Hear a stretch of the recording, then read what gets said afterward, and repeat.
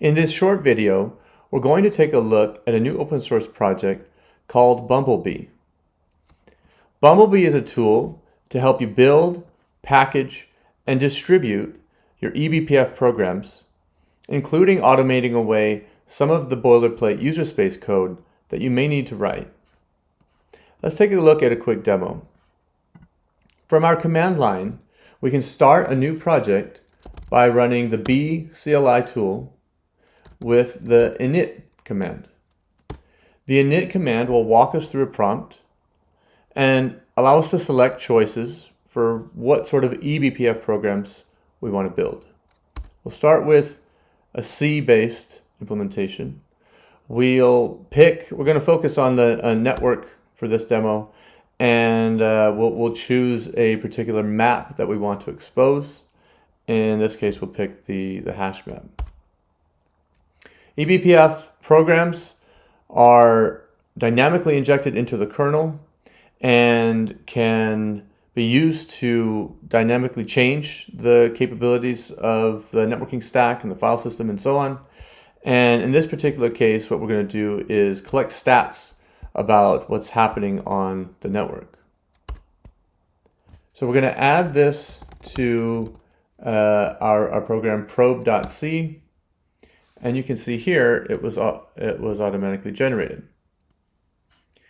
Some of the maps are created for us, attached to the TCP v4 connect.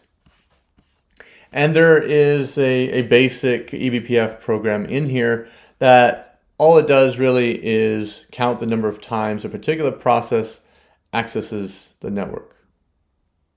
So let's go ahead and build this program. So we'll run b build our eBPF program, and then we'll give it a name, live demo v1. And what this is going to do is going to package our eBPF program up as an OCI image. Now we can take this OCI image and we can share it with other folks, put it in our workflow, just deploy it out into our environment.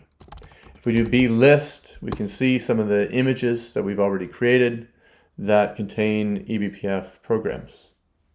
To run this eBPF program is very simple with Bumblebee as well. We run b run live demo v1,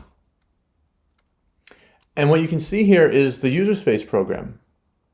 Now we picked a print command, so any of the metrics that we collect in the maps will automatically be printed out here to the console.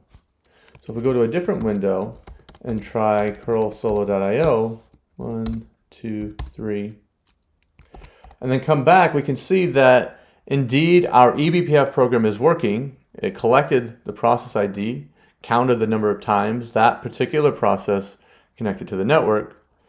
But you can see we didn't write this console program, this user space code. This was automatically generated for us.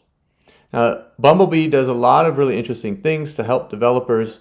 We encourage you to go check out the Getting Started tutorials and give feedback to us on Slack.